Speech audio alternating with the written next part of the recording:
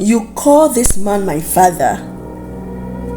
This was the same man who had watched my mother suffer. The same man who had turned my childhood into a battlefield of hunger and fear. Now he calls me his son. Now he wants a place in my life. I can't be a son to a man who was never a father.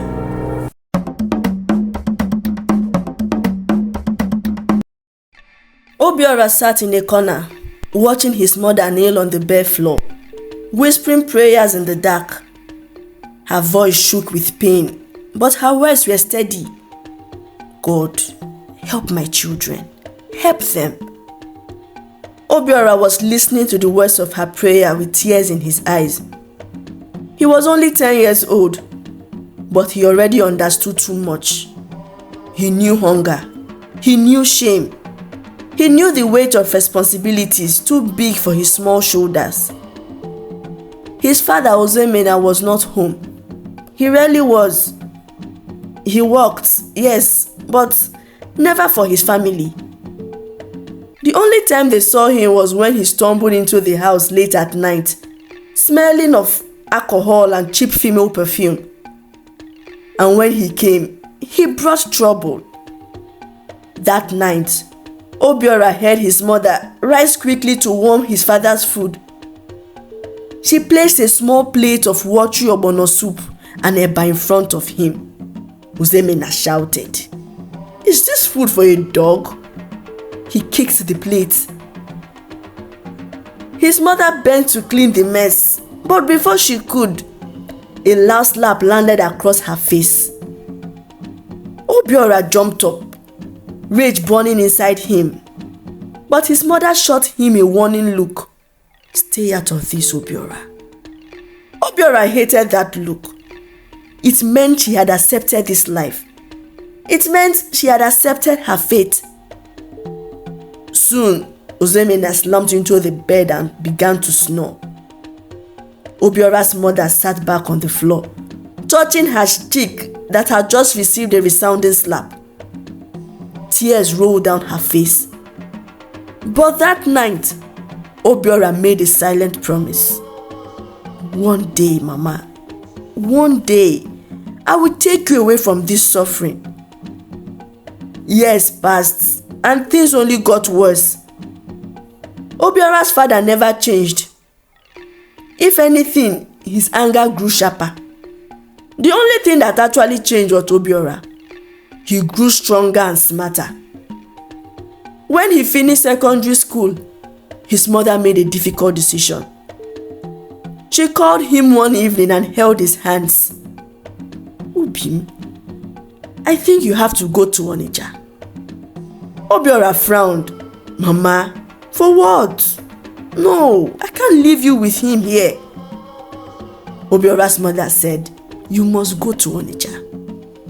If you stay here, what future would you have? You need to learn a trade. You will become a man. I will be fine. Don't worry. Don't forget your sisters are here with me, so I will be fine." Obiora shook his head. "But Mama, I can't leave you here." His mother cupped his face. "Do this for me, Obim. For your siblings, please." Tears burned Obiora's eyes, but he nodded. "No problem, Mama. If this is what you want, I will go." His father didn't even care about the decision. Provided they didn't ask him for any money, they can do anything they want. The day Obiora left, Ozoemena sat outside drinking with his friends. He didn't say goodbye. He didn't even care. Onitsha was nothing like home. The streets were busy, filled with noise of traders calling out prices. Everybody had something to sell in Onitsha. Obiora worked hard in his uncle's electronics shop. From morning till night, he carried heavy cartons. He learned how to speak to customers and how to handle money with care. Some nights, he collapsed on his small mat exhausted. But he never forgot to call his mother. Her voice kept him going. Her prayers kept him really strong. One day, his mother called him. She was crying. "Obiora, your father left." Obiora was surprised. Left? To where? He packed his things and left to his mistress' house. Obiora sighed. Good, Mama. Please let him go. You deserve better, Mama. 7 years later, Obiora stood in the center of the same shop, but this time not as a servant. It was his settlement day. His uncle had settled him, and soon Obiora opened his own business. His name quickly spread. People wanted to do business with him. He was known for his honesty and his packaging. Obiora wa Mama was the name on everybody's lips. The first time Obiora sent money home, his mother called him in tears. Obim, this money is too much. It's too much, oh. Please, don't finish your business money on your sisters and I, oh. But Obiora smiled. It's nothing, Mama. You suffer too much for us. Now, let me take care of you the way you deserve. Obiora made sure his siblings returned to school for higher education. His sisters began nursing school. Life was getting better. But in all this, his father didn't ask or even call to know if his son was still alive. Soon, the unexpected happened. It was a Wednesday morning when Obiora's phone rang. He was in his shop, counting the day's sales. He saw his younger sister's name on the screen. Obiora smiled. "Ada, how far? How is school?" But instead of her usual cheerful voice, he had quiet sobs. His heart skipped. She quickly said, "Obiora, Mama is sick." His breath caught. What happened? "I don't know. She just collapsed this morning. We rushed her to the hospital, but the doctor said it's serious." Obiora said firmly, "I'm coming home." But his sister said, "Brother Obiora, Onitsha to the village is far. Don't bother. I'm sure she will be fine." But Obiora didn't listen. He put his sales boys in charge, picked up his car keys and headed to the village. The journey felt like eternity to Obiora. His heart pounded as he walked into the hospital room and he saw her. His strong, beautiful mother, now lying weak on a hospital bed. The moment she saw him, she smiled. "Obim, Dadim." Tears filled his eyes. He knelt beside her, holding her hand. "Mama, don't worry. You'll be fine. I'll get the best doctors. You'll be fine, I promise." She shook her head and said, "No, my son. Your mother has tried. Just know that whatever happens..." "No, Mama, don't say that. Nothing is going to happen," Obiora caught her. She smiled again. "Just know you have made me proud. You and your siblings, you have done well. But Obiora, promise me one thing." Obiora answered, "Anything, Mama. Please forgive him." Obiora's body stiffened. He didn't need to ask who she meant. It was his father, the man who had treated her like a slave, the man who had abandoned them. "Mama, please, don't talk about him now. Let's focus on your health first." His mother continued, "Obiora, promise me you'll forgive him." Tears rolled down Obiora's cheeks, but he swallowed hard and said, "I promise, Mama. So now can we focus on you?" She smiled one last time, and she was gone. Obiora screamed. He couldn't believe that his mother had just passed.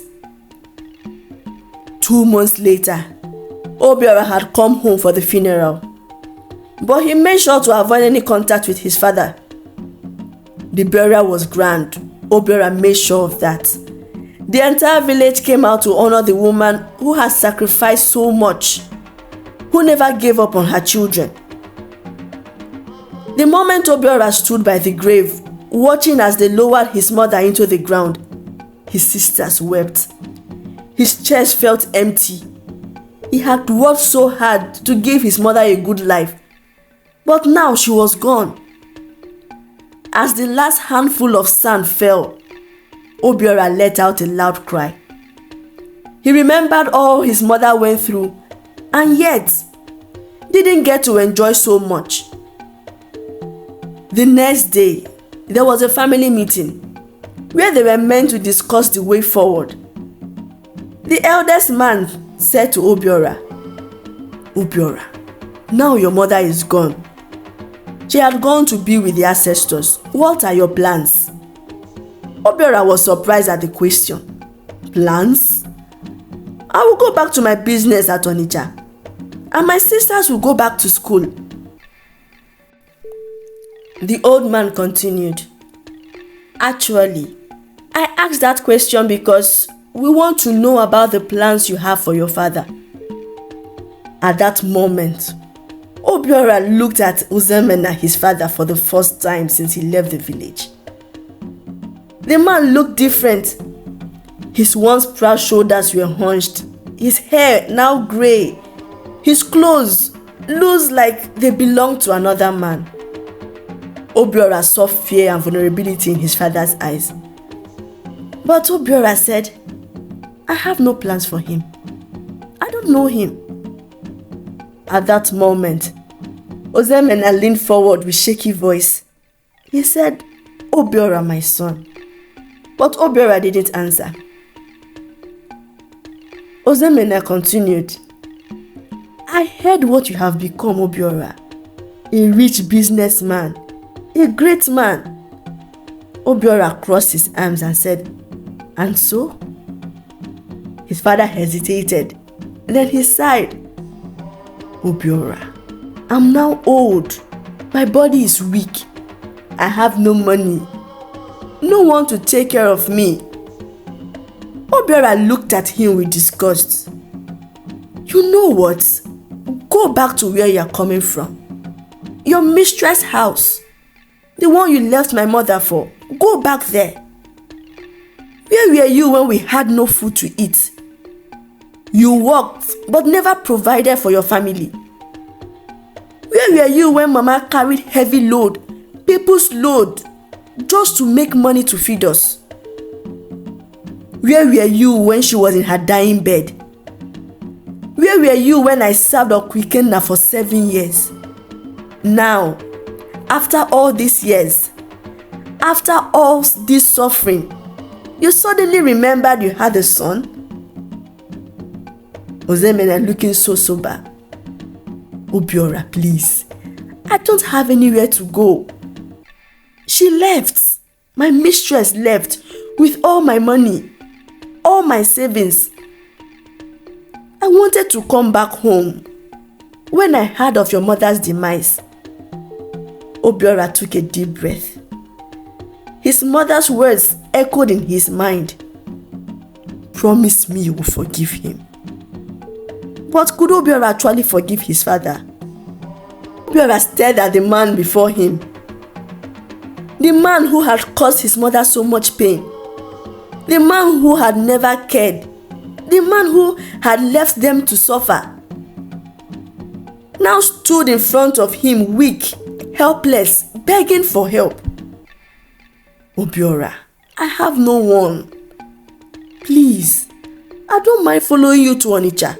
Let me stay with you." Obiora looked away, but his heart was at war. A part of him wanted to walk away, to leave his father to his fate. But another part, his mother's voice whispered in his head, "Promise me, Obiora, forgive him."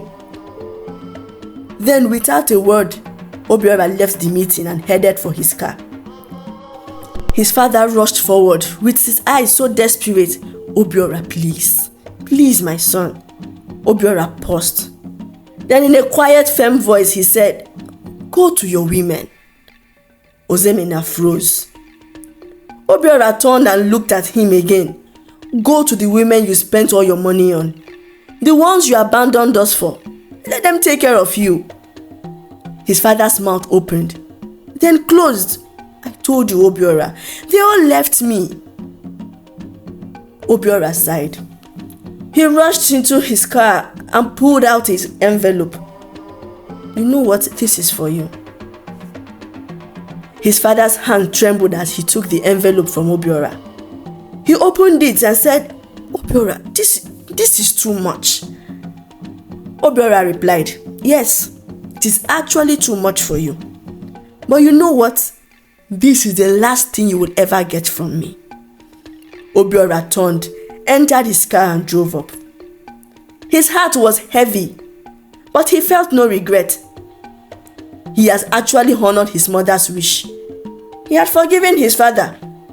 But some wounds actually never heal. What's the moral lesson of this story?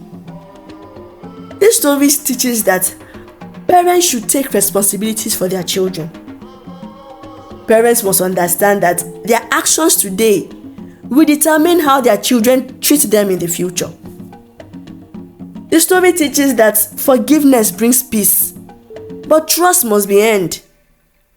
Obiora chose to forgive his father as his mother wished, but he did not allow himself to be used again. Forgiving someone does not mean forgetting the pain they caused or allowing them back into your life to hurt you again.